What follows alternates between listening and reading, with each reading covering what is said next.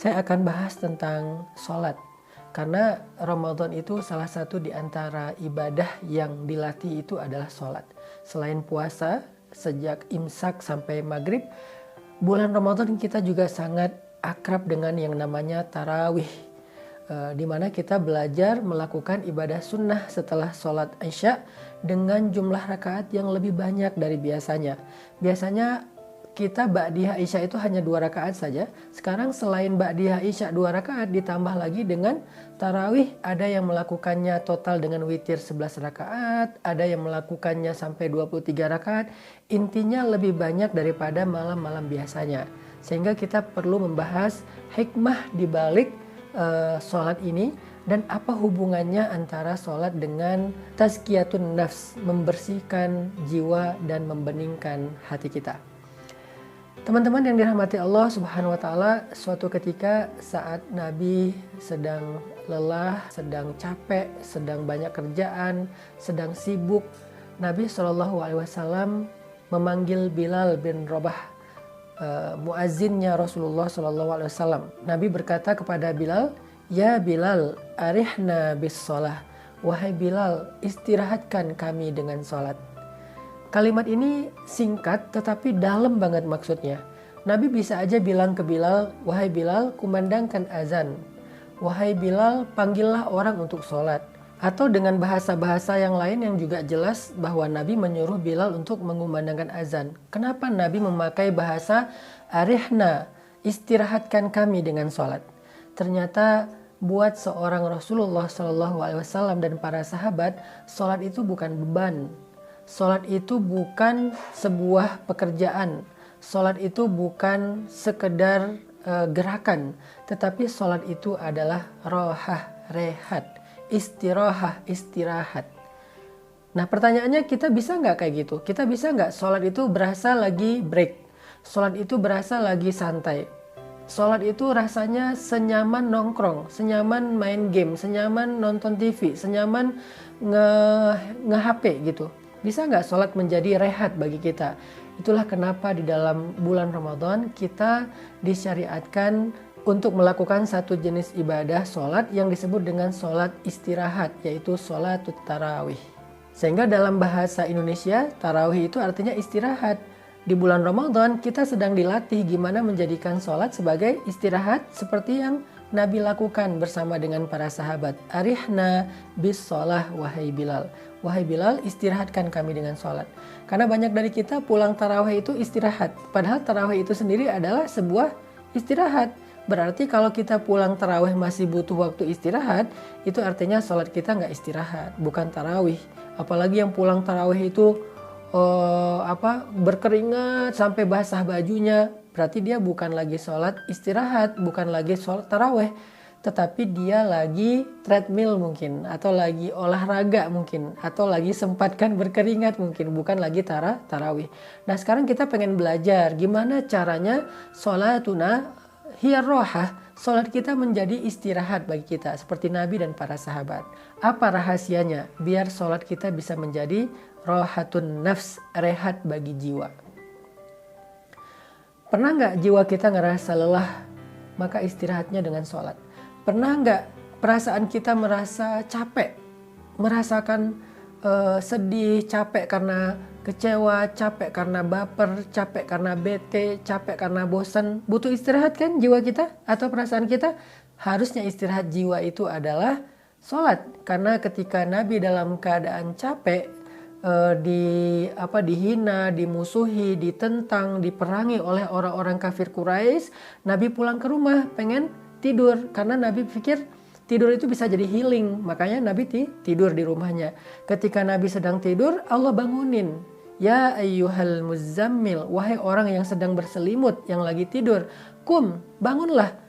Illa qalila, kumil laila illa qalila. Bangunlah di malam hari walaupun sebentar. Kenapa?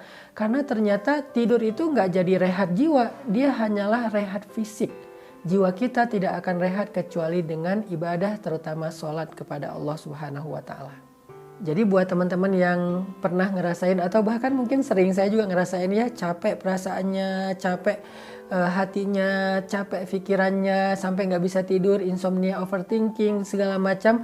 Ternyata rehat bagi pikiran kita, rehat bagi jiwa, hati, dan perasaan kita itu adalah sholat. Dan menjadikan sholat sebagai rehat jiwa itu dilatih dengan sholatut tarawih sepanjang bulan Ramadan. Sekarang kita pengen tahu apa rahasia agar sholat kita menjadi rehat.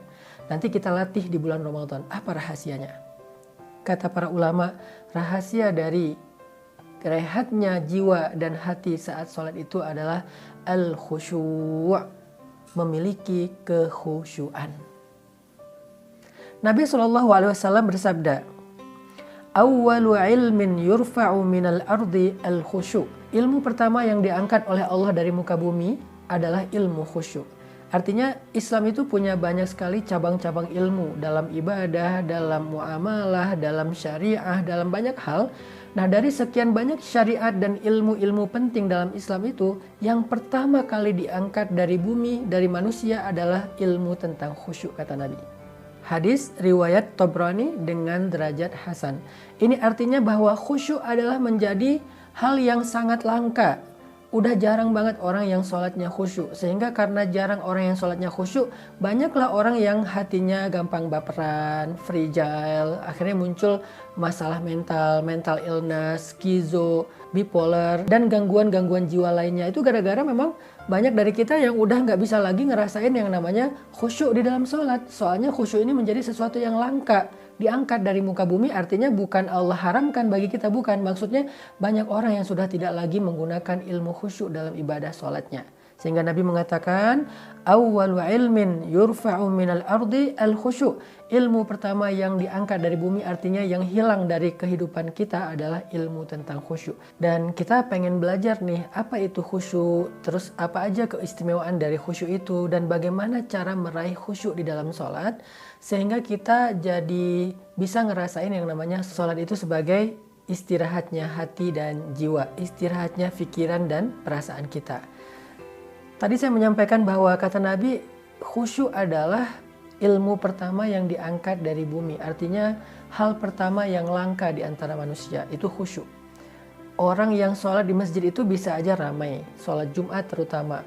Tetapi yang khusyuk dari mereka itu bisa dihitung dengan jari, sedikit sekali dan langka sekali. Di antara mereka yang khusyuk itu pun, yang bisa khusyuk selama dia sholat dari mulai takbir sampai salam lebih langka lagi. Karena banyak dari kita mungkin khusyuknya hanya ketika sujud, atau khusyuknya hanya ketika awal berdiri. Bahkan banyak yang khusyuknya pas mau salam, baru dia sadar, oh saya lagi sholat ya, kok tiba-tiba udah selesai. Nah ini artinya khusyuk itu sesuatu yang langka, teman-teman. Padahal kata para ulama, khusyuk itu kunci segala kebaikan. Jadi kalau kita pengen jiwa kita tenang, rahasianya khusyuk. Kalau kita pengen Allah menolong kita dalam segala urusan, rahasianya khusyuk. Kalau kita pengen dapat jalan keluar dari banyak masalah, rahasianya adalah khusyuk. Khusyuk itu adalah kunci dari semua kebaikan, kesuksesan, dan keberuntungan kita di dalam kehidupan kita. Makanya Allah Subhanahu wa Ta'ala berfirman, A'udzu billahi minasy syaithanir rajim. Bismillahirrahmanirrahim. Qad aflahal mu'minun. Qad aflahal mu'minun alladzina hum fi salatihim khashi'un. Sungguh beruntung orang yang beriman. Sungguh sukses dan bahagia orang yang beriman apabila mereka di dalam sholatnya khusyuk. Karena Allah Subhanahu wa Ta'ala menjadikan sholat sebagai jalan datangnya pertolongan dari Allah, menjadi jalan datangnya kasih sayang dari Allah. Maka kalau sholatnya rusak, maka pertolongan gak akan sampai kepada kehidupan kita. Allah berfirman, Bismillahirrahmanirrahim. Ya ayyuhalladzina amanu ista'inu bis-sabri was-salah. Wahai orang yang beriman, mintalah pertolongan Allah dengan sabar dan sholat. Ini artinya sholat itu cara kita mengundang pertolongan Allah ketika kita punya masalah. Dan pertolongan Allah itu bukan hanya terhadap masalah-masalah kecil. Kita bisa banget mengundang pertolongan Allah terhadap masalah yang paling besar dalam kehidupan kita. Pernikahan diambang perceraian, anak sakit keras, kita hampir dipecat dari pekerjaan, bisnis kita ditipu orang, banyak masalah besar yang kita alami, kita undang pertolongan Allah dengan sholat. Tapi bagaimana kalau sholat kita tidak berkualitas, sholat kita nggak khusyuk, maka kita nggak bisa mengundang pertolongan Allah. Berarti khusyuk adalah kunci datangnya pertolongan Allah lewat sholat kita.